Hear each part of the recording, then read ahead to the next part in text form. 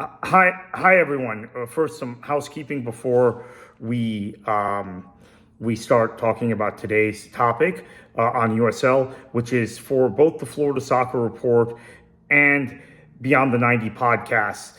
If you want to subscribe to them in another app outside of Substack or outside of our website, you can do so.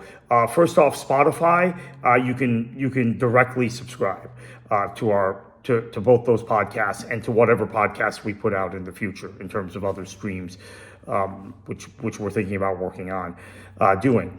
Now, in terms of if you use Apple Podcasts or Overcast, I think a few other pod services are supported, and you are a paid subscriber to Beyond the 90, you should have a tab in the article in Substack, if you click on one of our podcasts that says other options or other actions. Click on that, and that will allow you just to go ahead and set up the feed in Apple, Overcast, and there are a few other services supported with those. So you can get our podcasts in the normal way.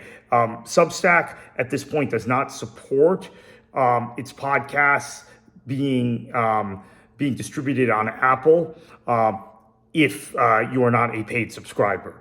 That's the one advantage, I guess, of paying to subscribe to Beyond the 90. If you're a free subscriber, as I said, you can subscribe on Spotify like you would subscribe to any other podcast on Spotify. So that's a little bit of housekeeping, since I've gotten multiple questions about that, and people who thought that they had to listen to our podcasts on our website or in the Substack app. Actually, there were lots of options.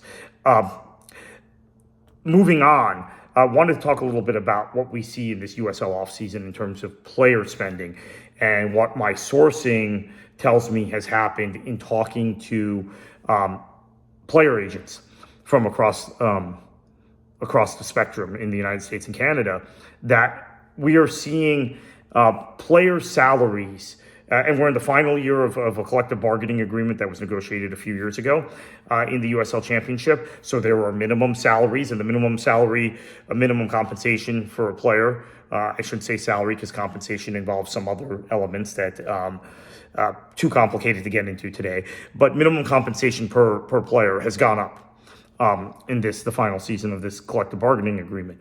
But there's no maximum salary, there's no maximum spend. And what I'm hearing from my sources, and we still have, 2 weeks before kickoff, as we record this, 15 days before USL Championship season begins. And we had a huge signing this week at Cal Jennings, and I'm sure that was not an insignificant amount of money that Charleston paid for him. But we're seeing salaries begin to flatline on the top end, and we're seeing more and more clubs decide that they're going to go with maybe 20 or 21 players instead of 25. And so some of those players then are falling into USL League One, potentially MLS Next Pro, potentially go overseas, right? Or go to the Canadian Premier League, right? That's an option for a lot of players, although don't want to get into politics, and it changes every day, but there are tensions between the United States and Canada that could impact that, right? The free flow, the free movement of labor across the Canada-U.S. line, the Canada-U.S. border, and that includes our leagues. So there were already some restrictions on it. It's not like the Bosman rule in the European Union where players can move freely and they're out of contract with when their contract expires and they go anywhere else in the European Union. It's not quite like that, but we've had a fairly free system. So what we're seeing is clubs pare back their spending slightly. And yes, you have your traditional clubs in USL Championship that have spent a lot of money on player salaries. And I think Rhode Island is one now in their second year that seems to be spending even more this season than they did last season. And chasing that title in the first year in their new stadium. But Lou City, the spending, I'm told, is kind of roughly equivalent to last year. We'd seen like an incremental rise, and then now this.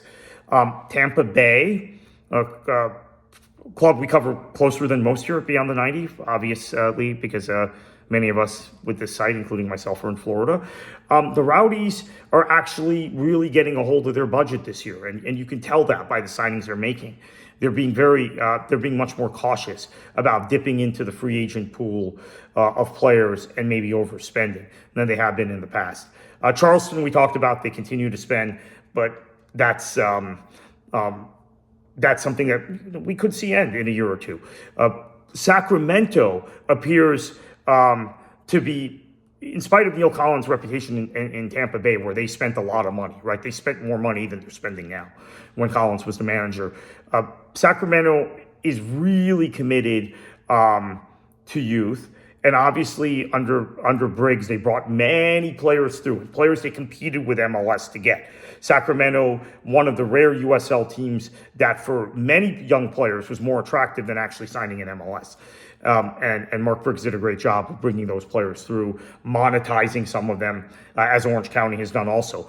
We're seeing more of an emphasis on that, I think, this season with the Republic, and then some kind of very conservative buys. Players Collins is familiar with either from Tampa Bay or from his time in England and Scotland, managing in those two countries.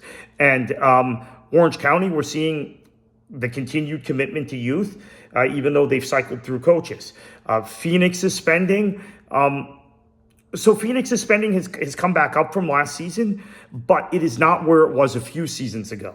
And I think that's significant because there was always going to be this kind of ebb and flow with them as they kind of cycled out.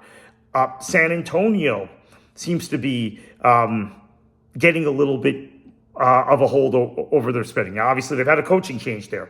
They've had a new technical director come in the last 15 months.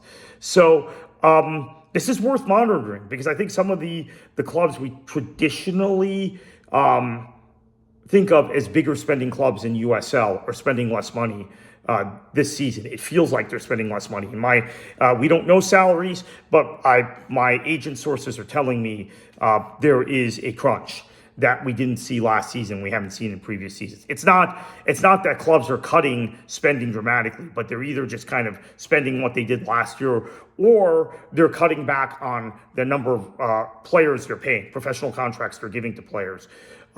So there's a minimum, you have to have 16 paid professional players under the collective bargaining agreement. I don't think anyone will quite have that few, but there are some clubs, some what we would consider bigger clubs in USL that might have only 17 or 18 professional players this season. So keep an eye on that as we approach the season. Everybody have a great weekend. This is one of our last weekends without USL action. So enjoy it. Although we have USL Super League action. So I would encourage people, home matches here in Fort Lauderdale and up in Tampa Bay in terms of Florida, and 2 other matches as well.